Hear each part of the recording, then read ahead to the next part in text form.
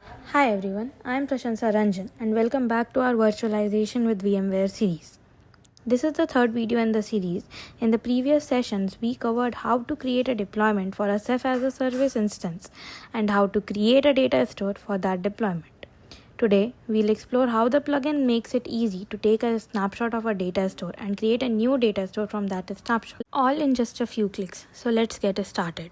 On the data store, go to the Configure tab and select Data Store Snapshots under the IBM Storage Ceph-as-a-Service menu.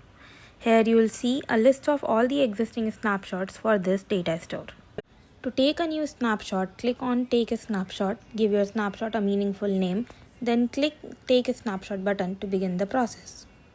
Once it's ready, the newly created snapshot will appear in the list. You can rename or edit it anytime using the Edit or Delete buttons. Now let's create a new data store from this snapshot. Click on the Clone button after selecting the snapshot you want to use. On the Select Hosts page, you'll notice the host selections are automatically filled based on the source data store. You can modify them as needed. Once done, click Next. Here on the Select Host Adapters page, the adapters are pre-selected according to the source data store, but again, you can make changes if required. Click Next to continue.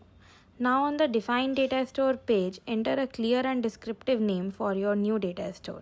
You can also increase its size if needed, then click Next to move to the final step. This is the review page where you can double check the details of your source data store, the snapshot, and your new data store configurations. If everything looks good, click Create to start the process. Let's close this model and track the progress under Recent Tasks.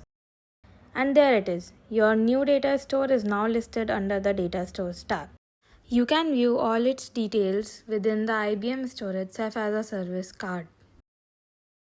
Thanks for watching. That's all for today's walkthrough. To learn more, check out the related videos in this series or visit our documentation page.